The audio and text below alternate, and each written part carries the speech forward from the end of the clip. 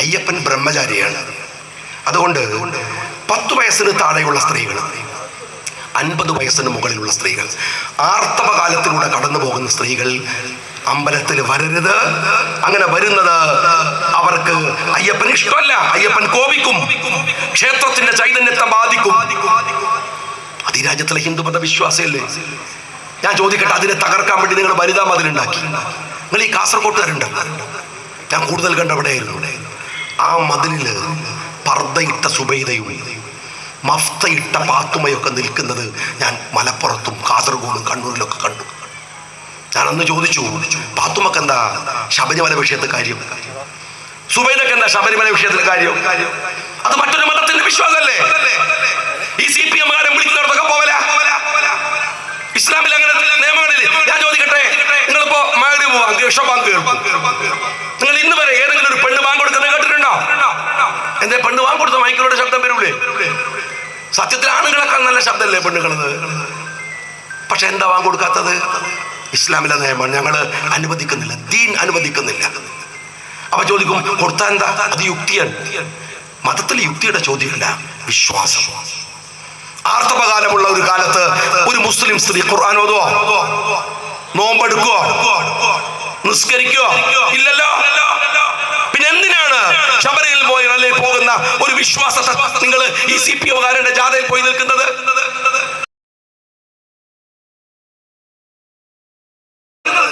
ഇതെന്താ പാകിസ്ഥാനാണോ? എടോ, ഈ ഇവിടെ അങ്ങാടി പോയിട്ട് ഈ ബർഗർ പെയിന്റിൽ പോയി നോക്ക്, 56 കളറുണ്ട് പച്ചക്ക്. ഏതെല്ലാം രസമുള്ള പച്ച ഉണ്ട്. എനിക്ക് ഈ കളറിൽ ലീഗിന്റെ പച്ച ഒരു രസമില്ലാത്ത കളറാണ്. അതിൽ എന്തെല്ലാം സൈസ് പച്ച ഉണ്ട് അറിയകള്, പല ജാതി രസമുള്ള പച്ച ഉണ്ട്. അതിലൊരു മിലിറ്ററി ഗിരാണ് അവിടെ അടിച്ചിരിക്കുന്നത്. അതിന് ചോദിക്കാണ്, ഇത് പാകിസ്ഥാനാണോ? പച്ചക്കും വർഗീയതയാണ്. ഞാൻ CPM-കാരോട് ചോദിക്കട്ടെ, കേരളത്തിൽ എത്ര പഞ്ചായത്തുകൾക്ക് ചുമന്ന പെയിന്റുകൾ അടിച്ചിട്ടുണ്ട്? ഇതെന്താ ചൈനയാണോ ഞങ്ങൾ ചോദിക്കാത്തത്? എന്നെ പോലത്തെ പൊട്ടന്മാരല്ല ഞങ്ങൾ എന്നതുകൊണ്ട് മാത്രമാണ്. കുറച്ചൊക്കെ സാമാന്യം എനിക്ക് ഇഷ്ടപ്പെട്ട കളറാണ്. സഖാവേ, പോകുന്ന വഴിക്കൊന്ന് തലശ്ശേരി മുനിസിപ്പാലിറ്റിയിൽ പോ.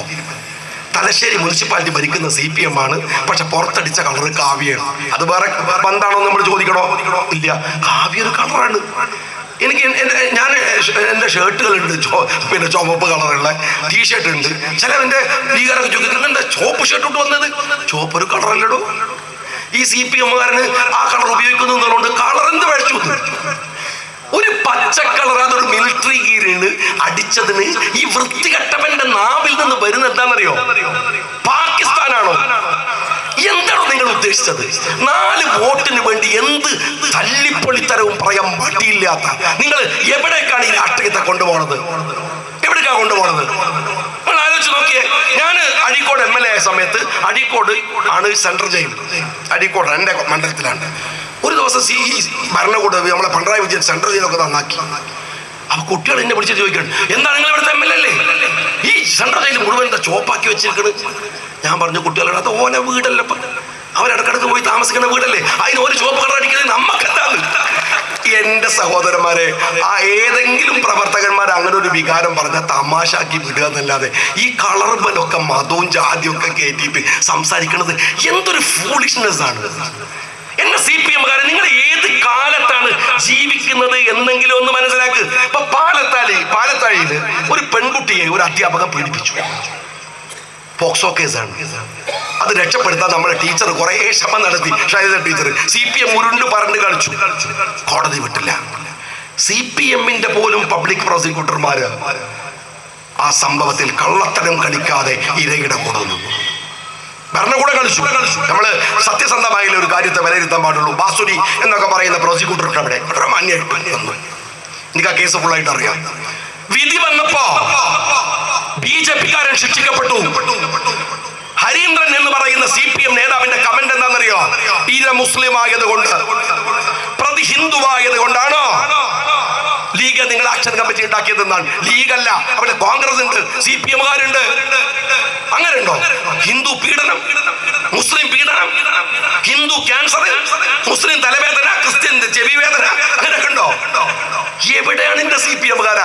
എന്നിട്ട് ഈ വൃത്തികെട്ടവന്റെ അടുത്ത വാക്കെന്താ അറിയോ? മദ്രസ അധ്യാപകന്മാരും പോക്സോ കേസില്ലേ?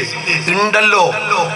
പോക്സോ കേസിന്റെ പേര് പോക്സോ കേസ് എന്നാണ്. അത് നടത്തിയോൻ മദ്രസ അധ്യാപകനാണോ, അല്ലെങ്കിൽ വേറെ എവിടെയെങ്കിലും പൂജാരിയാണോ, അതല്ലെങ്കിൽ മറ്റൊരു CPM-ന്റെ ലോക്കൽ കമ്മിറ്റി മെമ്പറാണോ, BJP ആണോ എന്നുള്ളതല്ല. അതിന്റെ പേര് പീഡനം എന്നാണ്. ഇനി ഈ മദ്രസ അധ്യാപകൻ കുടുങ്ങിയിട്ടുണ്ടെങ്കിൽ പരാതിക്കാരൻ ഈ കുട്ടിയുടെ ബാപ്പയും ഉമ്മയാണ്. അവിടെ മതമുണ്ടോ? അവിടെ മതമുണ്ടോ? എന്തിനാണോ മനുഷ്യരെ തമ്മിൽ തല്ലിക്കാൻ ഇത്ര വൃത്തികെട്ട സമീപനങ്ങൾ നിങ്ങൾ സ്വീകരിക്കുന്നത് എന്ന് നിങ്ങൾ പറ.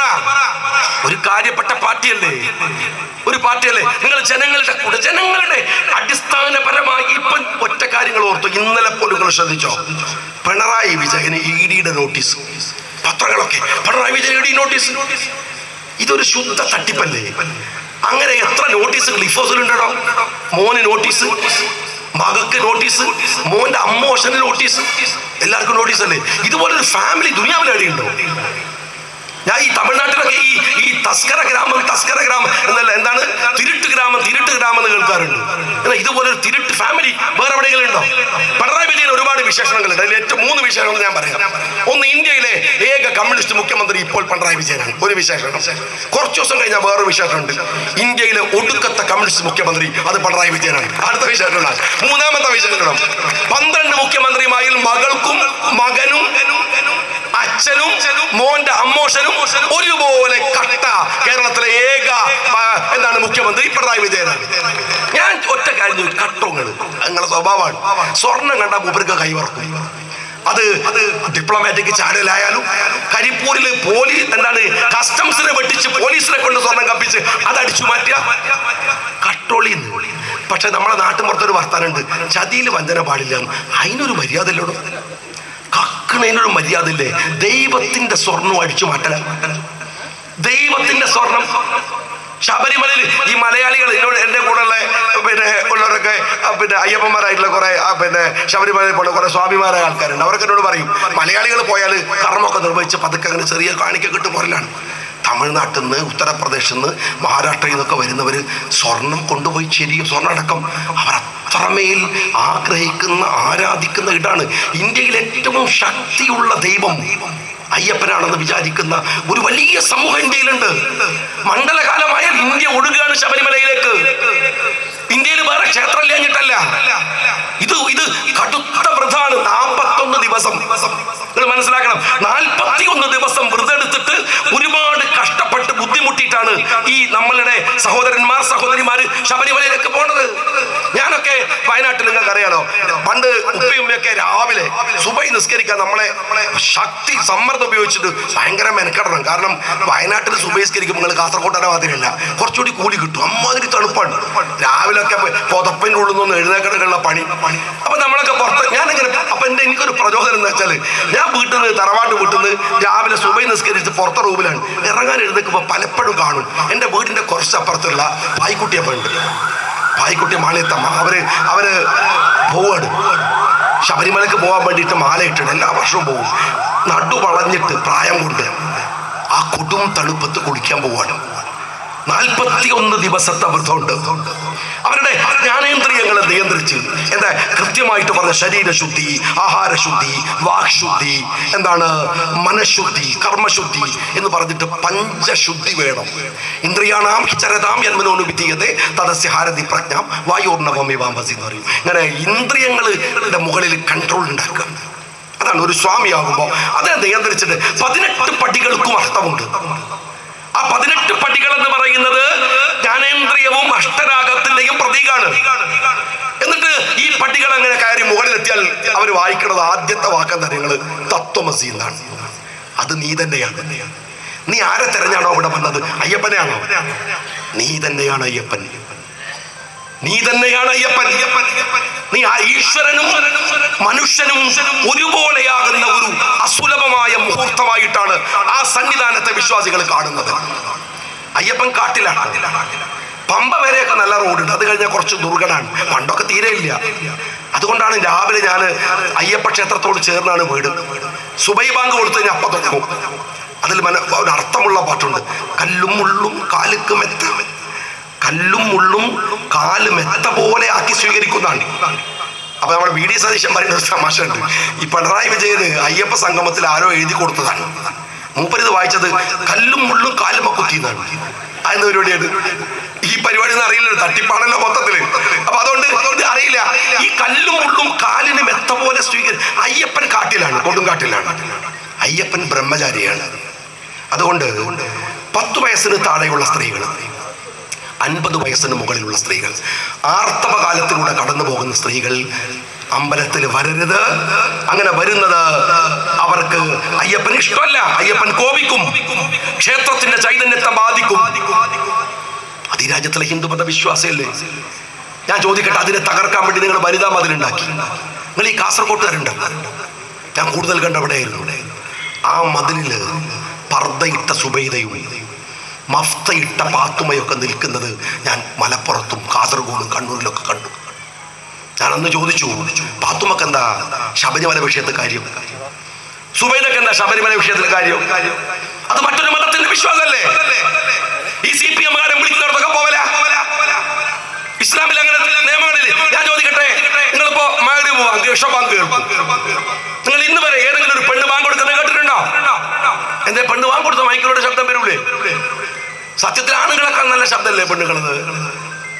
പക്ഷെ എന്താ ബാങ്ക് കൊടുക്കാത്തത്? ഇസ്ലാമിലെ നിയമമാണ്, ഞങ്ങൾ അനുവദിക്കുന്നില്ല, ദീൻ അനുവദിക്കുന്നില്ല. അപ്പൊ ചോദിക്കും, കൊടുത്താൽ എന്താ? അത് യുക്തിയാണ്. മതത്തിൽ യുക്തിയുടെ ചോദ്യമല്ല, വിശ്വാസം.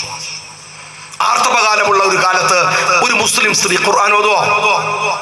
നോമ്പെടുക്കുവോ? നിസ്കരിക്കുവോ? ഇല്ലല്ലോ.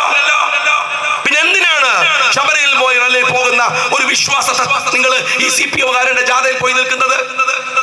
ഈ ആടിനെ ഇല കാട്ടി കൊണ്ടുപോകുന്നത് പോലെ ഈ ചുവന്ന കൊടി കാട്ടി വിളിക്കുന്നിടത്തൊക്കെ പോയി നിന്നാൽ ഉണ്ടാകുന്ന അപകടം മനസ്സിലാക്കണം സ്നേഹമുള്ളവരെ. ഈ സോഷ്യൽ ഫാബ്രിക്കിനെ തകർക്കാൻ വേണ്ടി ഇവർ ചെയ്യുന്ന തോന്നിവാസാണിത്. അത് മനസ്സിലാക്കാനാവണം, അത് തിരിച്ചറിയാൻ നിങ്ങൾക്ക് കഴിയണം. അത് കഴിഞ്ഞിട്ടില്ലെങ്കിൽ അപകടമാണ്. ഈ ഭക്തന്മാർ പോകേണ്ട പമ്പയിൽ അവസാനം കൊണ്ടുപോയി ശബരിമലയുടെ ദേവസ്വം ബോർഡിന്റെ ചെലവില് നിങ്ങൾ അയ്യപ്പ സംഗമം നടത്തി. അത് അബദ്ധയിലെ വ്യവസായികളെ കൊണ്ടുപോയിട്ട് ഈ അയ്യപ്പ ശാപമാണ് പിണറായി വിജയൻ. നിങ്ങൾ മനസ്സിലായിക്കോ. മോളെ ഈ കഥ പുറത്തു വന്നത്, മകന്റെ കഥ പുറത്തു വന്നത്, ഡിപ്ലോമാറ്റിക്. നിങ്ങളെ കൂടെയുള്ള ഒരു മുഴുവൻ സഖാവ് പിണറായി വിജയന്റെ കൂടെയുള്ള ഏറ്റവും അടുത്ത ആളാണ് ശിവശങ്കരൻ ജയിലില്, വാസു ജയിലില്, പത്മകുമാർ ജയിലില്. ഇയാളെ കൂടെ ഇടത്തും വലത്തും നിന്നോനൊക്കെ ജയിലില്. നിങ്ങൾ മനസ്സിലാക്കണം. ഒരു അപ്പോഴാണ് നിയമസഭയിൽ ഞാനുള്ള സമയത്ത് നമ്മളുടെ ആരോഗ്യമന്ത്രി, ദുർബലയായ ആരോഗ്യമന്ത്രി പറയാണ്, സാർ ഈ കപ്പൽ മുങ്ങില്ല സാർ, ഈ കപ്പലിനൊരു കപ്പിത്താനുണ്ട് സാർ. ശരിയാണ്, ഈ കപ്പലിനൊരു സകലമാന കള്ളന്മാരും കേറിയ ഈ കപ്പലിന്റെ കപ്പിത്താൻ പെരുങ്കള്ളനായ പിണറായി വിജയൻ തന്നെ ആവണം എന്നത് ശരിയാണ്. നല്ല കപ്പിത്താനാണ്. ഞാനതുകൊണ്ട് സ്നേഹമുള്ള നിങ്ങളോട് പറയുന്നത്, ഇത് ഈ ഉദുമയിലെ ഒരു പഞ്ചായത്ത് ബോർഡിന്റെയോ ജില്ലാ പഞ്ചായത്തിൻ്റെ ഒന്നും മാത്രം വിഷയമല്ല. അടിമുടി നമ്മെ ബാധിക്കുന്ന, നമ്മെ വിഡ്ഢിയാക്കുന്ന ഒരു വ്യവസ്ഥിതിക്കെതിരെ നാം ചെയ്യുന്ന യുദ്ധമാണ്. അത് കേന്ദ്രത്തിലെ നരേന്ദ്രമോദിക്കെതിരായാലും കേരളത്തിലെ പിണറായി വിജയനെതിരായാലും നമ്മൾ ഈ രാജ്യമെന്ന നിലക്ക് സ്വരൂപിച്ചെടുത്ത ഒരു നന്മയുണ്ട്. നേരത്തെ പറഞ്ഞു, ഗാന്ധിജിയുടെ നാട്, നെഹ്റുവിൻ്റെ നാട്, 4599 ജാതിയും മതമുണ്ട് ഇവിടെ, 325 ഭാഷയുണ്ട് ഇവിടെ. ഈ നാട്ടിലെ ഓരോന്നിലും സ്വപ്നങ്ങൾ കണ്ടാണ് നമ്മൾ ഈ നാടുണ്ടാക്കിയത്. സ്നേഹം, ഇഷ്ടം, പരസ്പരമുള്ള കൂട്ടായ്മ, അങ്ങനെ ഈ നാട്ടിലെ പുരോഗതി അതാണ്.